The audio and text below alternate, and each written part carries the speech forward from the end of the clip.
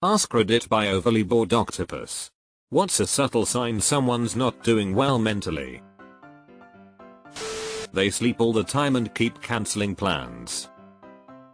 Sleep is like sweet death, but then you wake up. They change their social habits. Usually I respond pretty quickly to texts. But at my low points I've gone weeks without responding to a simple text. I say I've been busy, but the truth is I don't have the energy to engage with others. Hygiene is another one. Not bathing, brushing teeth regularly. Same clothes for a few days. I also stop my hobbies.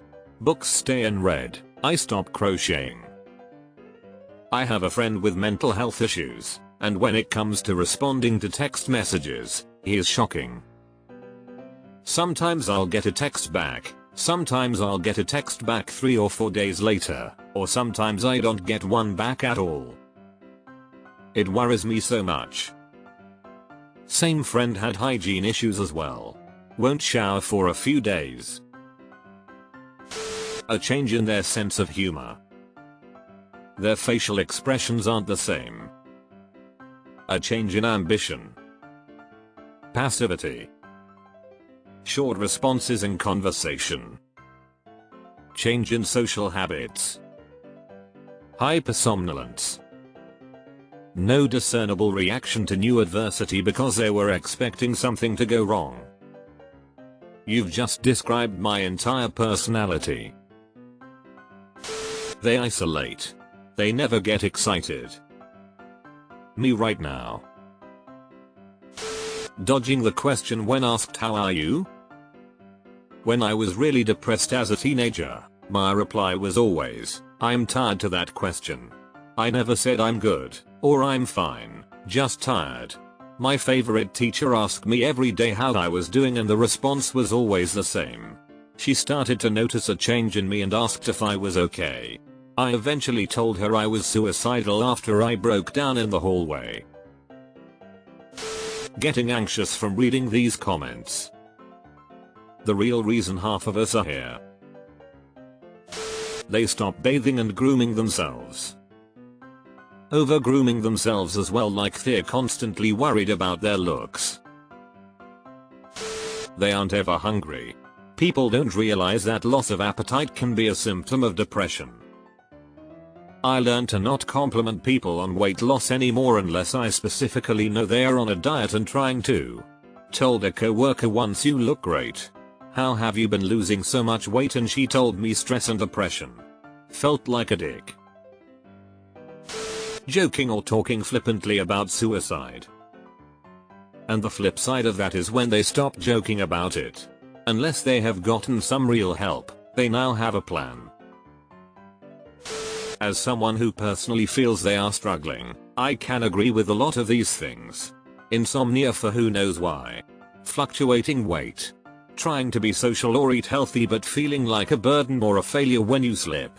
A social circle that imploded after COVID and just hasn't recovered because I don't drink, and it's hard to find people or groups when you don't feel like you're burdening them by being lonely. Trying to date or knowing when anyone is interested in me feels like a nightmare because I honestly ask, why would anyone want to involve themselves with my BS? It's been tough to crawl out of this hole, but I haven't given up. I can just see all of the factors where people get trapped again and again with either being treated badly and sticking in bad unsupportive friend groups, versus dealing with loneliness while figuring out who you are and what you want as a person. Capital I. That's one of the things I think about. Why would anyone even be slightly interested in me? One single reason, let alone be beyond that point. This is probably a cope in place of the real reason, but it's why I don't even attempt to date.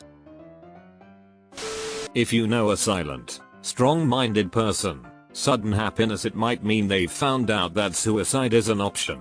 I have CPTSD from child abuse, and am quite closed off, and half the time I look like a grim a-hole. When I realized that this is all totally optional, and that I didn't have to spend my life this way, it was tied with no spending my life at all. It's such a freeing realization that you can drop it all, and say fuck this shit to the pain.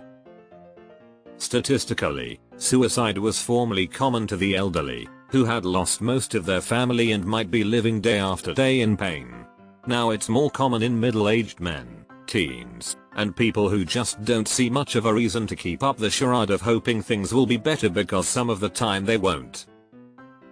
Knowing that death is always there and that, ultimately, no one can take that away from you can be a strange comfort, especially if you've rarely been in control of much in your life.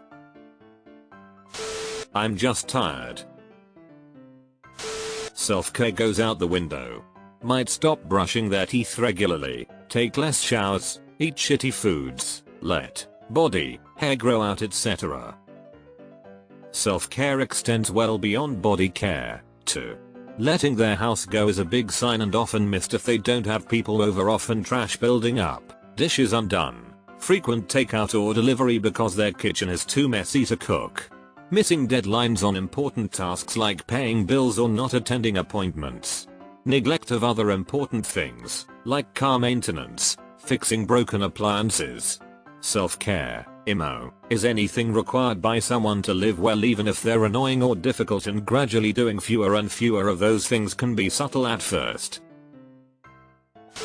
Consistent lack of interest in things they used to enjoy.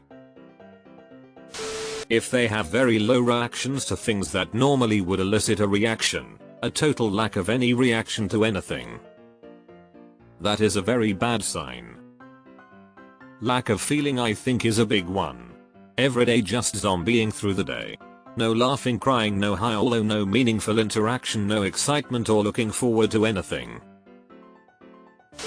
Withdrawing from participating in life. Or just going through the motions. They are present, but not engaging as they once did. The person who used to talk during meetings is there, but silent. I'm going to throw out the exact opposite of what everyone else is saying.